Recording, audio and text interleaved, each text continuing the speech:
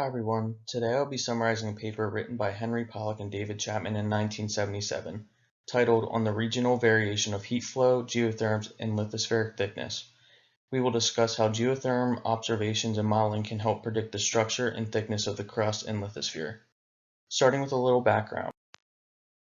The concept that the depth to important changes in the physical parameters within the Earth is dependent on regional heat flux and geotherm is not a new concept presented in this paper.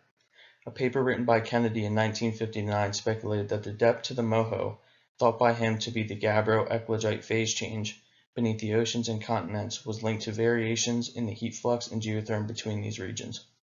At that time, heat flow measurements were insufficient in number and distribution to test this or any other hypothesis dependent on heat flow data. But in the early 1960s, measurements of the geothermal flux, both on land and at sea, began to accumulate. Other papers aim to describe the thermal model parameters and characteristics more. This paper is looking to build upon that knowledge and apply it to create a geotherm map and relate that to lithospheric thickness. The figure on the left was created using an empirical heat flow predictor and represents the degree 12 spherical harmonic analysis of the surface heat flow field globally. Now that sounds extremely complicated, and I don't have time to dive into the details associated with it. I know, right? Darn. But what can we take away from this is the pattern of the global heat flow field.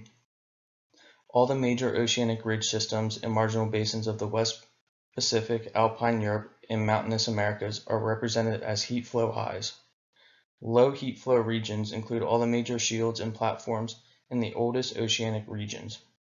And this is something we'll discuss in the next couple slides when we talk about the continental model versus oceanic model and what that means for predicting lithospheric thickness based on that. For the continental model, they use one of steady state conduction, where surface heat flow is in equilibrium with the heat flowing into the lithosphere at its base plus the heat generated by radioactive decay within the lithosphere. The geotherm for a given continental region depends on the surface heat flow, the vertical distribution of heat production sources, and the variation of thermal conductivity with temperature, and hence depth. The vertical distribution of heat sources throughout the lithosphere is not known by direct measurement and must be estimated from geological and petrological arguments.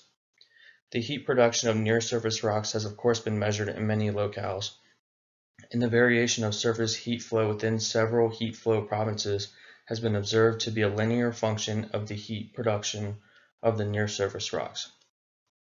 This relationship is expressed using the equation in the middle of the slide, where Q naught is surface heat flow, A naught is heat production of the surface rocks, Q with the asterisk is reduced heat flow, and then B is the vertical source distribution.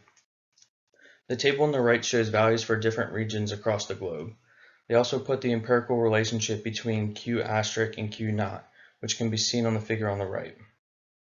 This relationship means that within a continental region, with mean heat flow Q naught, approximately 0.4 of the mean flux arises from the near-surface radiogenic sources, and 0.6 comes from greater depths.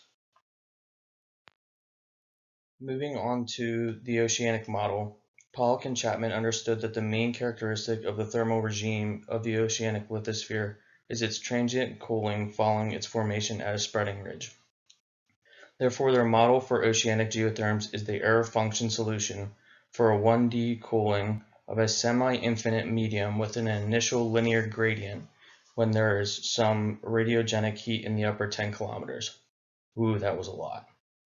The equation at the bottom represents how they allow the oceanic lithosphere to cool, which is plotted against some interpretations from other papers to give us the figure on the left.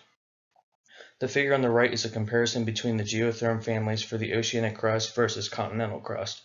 While there are some differences, as there should be, they are relatively similar, which is interesting. And finally, what does this all mean in relation to trying to predict lithospheric thickness from geotherm observations? Before we put everything together, we have to briefly touch on the importance of the mantle solidus. The physical properties of the crust and upper mantle, such as seismic velocities, its density, its viscosity, they're all more or less dependent on the ambient temperature or the ratio of ambient temperature to the melting temperature, or the mantle solidus. The plot on the right represents mantle melting curves, and using the knowledge from the mantle solidus and characteristics from geotherm families, they were able to take the global map of heat flow, utilize it as an input to geotherm production, which maps the depths at which the resulting geotherm reaches the right temperature and changing physical parameters, which then gives a global map of the thickness of the lithosphere. Much like the heat flow map, the contours in the lithospheric thickness map are similar since heat flow determines the steepness of geotherms, and thus the resulting thickness of the lithosphere. Based on this, the lithosphere is thinnest over oceanic ridges and thickest in the continental shields. While it is very difficult to summarize this dense paper in only 5 minutes, I hope everyone got a better idea how geotherm observations can help predict lithospheric thickness, instead of just confusing you all more. Thanks everyone. You guys have any questions for me?